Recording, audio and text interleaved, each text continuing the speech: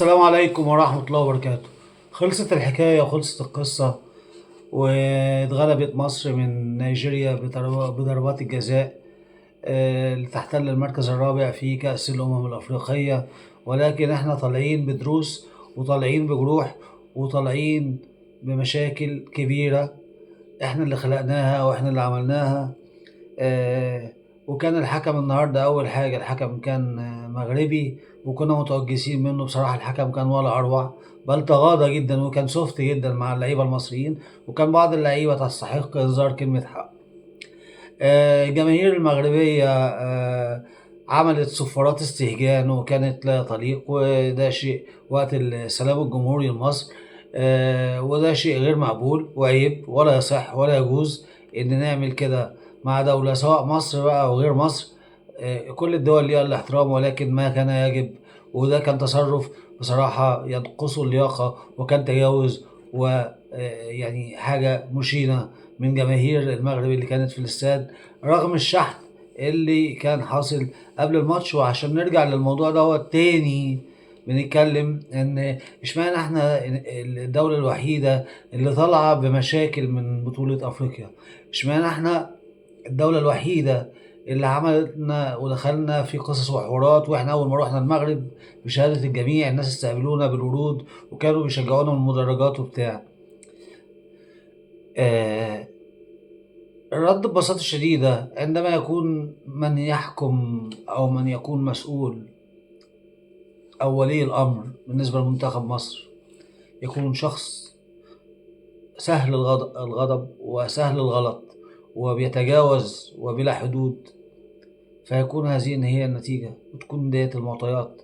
ما هو أنت بتشكك في بلدي، وقعدت في المؤتمر تخبط وتهبد في الدولة وتقول ناموس في طنجة واللي قاعدين في بنسيون مش في فندق، والملعب سيء والفندق لا يليق وكلام فارغ.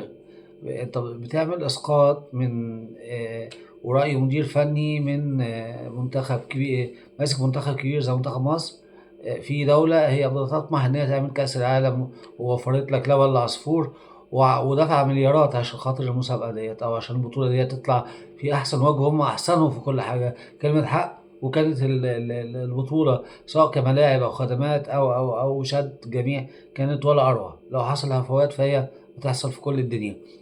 إنما خبطته وبعدين دخلت أنت وأخوك في سجال غير عادي، ودخلتوا الموضوع في سياسة، ودي لازم تتحاسب عليها. وغلطاتك وإهانتك وتجاوزك أنت وأخوك في المغرب يجب أن يكون لها حساب رادع من هاني أبو ريدة، رئيس اتحاد الكورة، ومن وزير شؤون الرياضة الأستاذ أشرف صبحي. ما كان يجب أنك تتكلم كده، وتجاوزت تجاوز فج لما دخلت السياسة في الكورة والرياضة. مال السياسة ومال الكورة والرياضة؟ يعني مال إن أنت تقول لما أنت في مؤتمر صحفي وراجل يحكم او مدير فني لمنتخب مصر وتقول ان كل الدول الافريقيه مصر سيده اسياد افريقيا واسيا، او سيده افريقيا والعرب، واحنا احسن الناس في الدنيا، وكل الدول بتغير من مصر وبتخاف من مصر. هذا كلام لا يليق، وكان ممكن يعمل ازمه دبلوماسيه كبيره جدا، لان انت شخص مسؤول بتعبر عن مصر. اسلوب بتتكلم بدونية على الكل وعلى رسوم المغرب اللي هي بتلعب في ارضها، وبتتكلم باستعلاء وبغرور وبطريقة فجة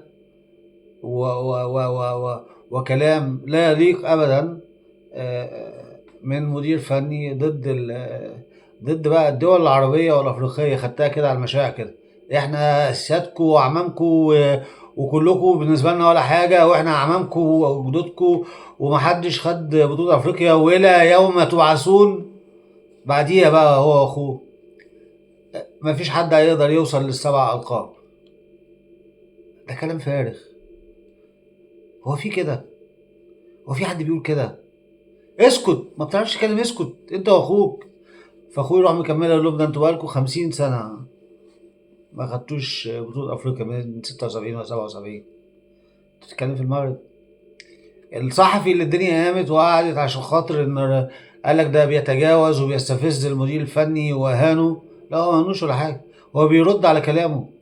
هو بيسأله سؤال واضح جدا، بيقول له انت بتقول الناموس والهاموش والمواصلات والدنيا وحشه وقاعد في بنسيون والملعب والموضوع. طب ده ارتباطه ايه بان انت 85 دقيقه مذعور، مخضوض، مرعوب، بتدافع قدام المرمى؟ ليه بتعلق شماعات فشلك على التنظيم او على الدوله؟ ما هو ده اهانه للمغرب. ده كلام الراجل فير انف يعني. فالمفروض لا هو اهانه ولا هو بيدافع عن بلده. فقال له انت كلام غير محترم وما عندكش لباقه. مش عارف مين ما عندوش لباقه يا كابتن حسام. ده انت مثال صارخ لحد ما بيعرفش يتكلم خالص، مع احترامي لحضرتك يعني. وده تاريخ، ده تاريخ في التجاوز. مشاكلك بالجمله مدرب ولاعب. وليه الخلط بين مصر وحضرتك؟ وبين اللينك اللي بين حضرتك وبين الوطنيه، وان انت معاك حقوق الوطنيه، وان انت بتحب مصر اكتر من الناس كلها؟ يا جماعه اللغات دي والطريقه دي عفى عليها الزمن. دي كوره، دي رياضه، دي رياضه. وما تتكلمش عن الناس باستعلاء. ده ساديو ماني اللي دايس على وشنا اخر 3 مقابلات قال لك مصر عظيمه والمنتخب ده عظيم وبتاع. بتهيألي لو احنا كنا ادينا له بالاعلام بعد الماتش واحنا كسبناهم. اتعلموا من الناس ديت. ما نبقاش باد لوزر. احنا باد لوزر، احنا ناس ما بنعرفش نعترف بالخطأ، ما بنعرفش نعترف بالهزيمه، ما بنقدرش نعترف ان احنا كنا وحشين. احنا نقول الطقس ونقول الفنادق ونقول الدوله ونقول الشعب ونقول الجو ونقول الارض ونقول السماء، بس احنا زي الفل، احنا شمعه منوره. كلامك حتى النهارده في الحديث في المؤتمر الصحفي بتتكلم عن ان احنا كنا جامدين قوي حلوين. ده من منظورك انت، ده من خيالك العلمي الواسع. جامد منين و... وكنت مبدع منين يا كابتن حسام؟ واغنيه ان احنا ما عندناش محترفين الا 2 ولا وربع، حتى سخرت من مصطفى محمد وده هجيله دلوقتي. وايه بقيه الدول انت بتذلنا؟ يعني انت ماسك المنتخب ومضطر لكده. طب ما تمسكش منتخب مصر؟ ما كل البطولات اللي انت بتقعد تتشدق واللي انت مالكش دور فيها ديت ما متاخده بمحليين. طول عمر مصر ما عندهاش سوبر ستار في اوروبا وبتاع، زي المغرب وزي نيجيريا وزي الكاميرون وزي كوت ديفوار. دي حقيقه. انما مصر عندها جرينتا وعندها الصلابه وعندها المكر والدهاء في اللعيبه. الخامه اذكياء رغم الهفوات ورغم الغلطات ورغم السقطات اللي في الكره المصريه، انما تظل مصر عظيمه. ده الواقع. فقعدت تقلل. عملتوا ازمه وعملتوا يعني كارثه مع شعب شقيق، خليتوه بقى يكرهنا. يعني انتوا الوحيد اللي مطلعين زي ما بيقولوا كده، واحد طالع من مكان بالدم. احنا بس مصر طالعه بفضل حضرتك وتصريحاتك الناريه العنتريه المتجاوزه الغير محسوبه، طالعين ان احنا في حاله عداء مع جمهور المغرب اللي كنا بينا وبين بعض العلاقه ولا احسن ولا اروع. فخسرنا كل حاجه. لا تليق ابدا. نصيحه لاتحاد الكوره والمسؤولين عن الكوره في مصر. الكابتن حسام حسن لا ينفع ولا نقدر وهنروح نخش في شجرة لو كمل وراح معانا كأس العالم. هذا الرجل لا يستطيع أن يتعامل. هذا الرجل لا يقدر يشتغل حاجة اسمها under pressure، تحت ضغط، ماشي، أو how to deal with a critical situation، ازاي تتعامل مع مواقف صعبة. هو يفقد تلك الأبجديات، بل يفقد مفردات الحوار اللي هو الراقي الشيك، اللي انا ممكن ارد عليك الكلمه بالكلمه والحجه بالحجه بدون تجاوز وبدون غلط. لا، سهل جدا. هو بيقع منهم الكلام يا عيني، يروحوا ممكن يشتموا اللي قدامهم من غير ما يحسوا. فهذا لا يليق، هيعمل لنا كارثه. اتمنى واتمنى الدراويش محمد صلاح يتوقفوا. محمد صلاح هو اسوأ لاعب في المنتخب. محمد صلاح كل حاجه وليها عصرها وليها اوانها. 34 سنه خلاص في النازل، بتتاخد منه الكوره بقرفان يا عيني وبتاع. والناس الكدابه، الناس المنافقه اللي بتقول لك ما هو مش جنبه حد بيساعده. لا، الكوره مع صلاح بيعمل معاه ايه؟ 99% بتضيع منه الكوره. لا بيعرف يرقص ولا بيقدر يجري ولا بيقدر يعمل. هو بتاع خطف الكوره وخلاص، هو نصيبها. ولو لمس كوره نقعد نطبل له الله يا صلاح، ايه الجمال ده يا صلاح. لا صلاح ينفع في المنتخب ولا تريزيجيه اللي الاهلي اشترى الترماي وجابه بقى ينفع في المنتخب. خلاص كان زمن ولا بقى لا حول ولا قوه بامانه والله. ولا شحاته مكفف يا عيني قليل الحيله. ولا الحاج محمد الشناوي اللي لو شط عليه تلاجة تخش. أسوأ جون في مصر كان برضو تاريخ. فمحدش معاه صكوك الحصانة إن هو يستمر لأزل الأزلين.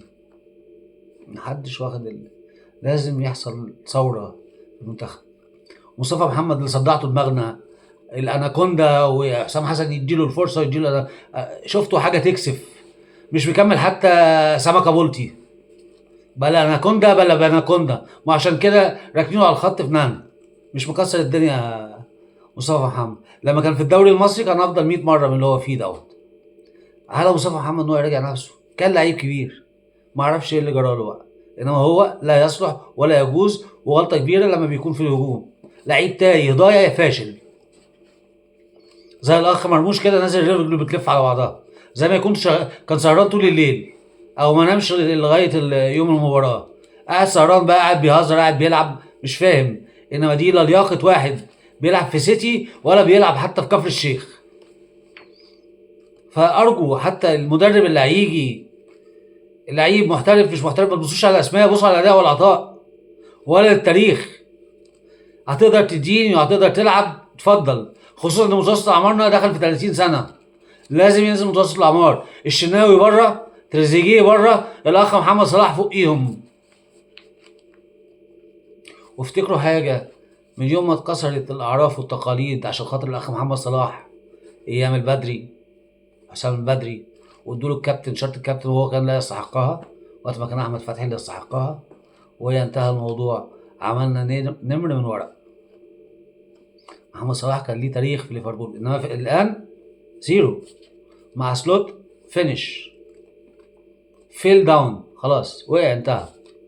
اتمنى ان الامور تصلح واتمنى اعتذار للشعب والدولة المغربية. واتمنى الدولة المغربية تبعت اعتذار رسمي على اللي عملته الجمهور وصافرات الاستهجان وقت السلام الجمهوري. انما ان هم يشجعوا اي دولة ده حقهم. ان احنا نشجع اي دولة ده حقنا. انما لا تصل الامور للفجور في الخصومة. لا تصل الامور للعداء والفجور في الخصومة. شكرا والسلام عليكم ورحمة الله وبركاته.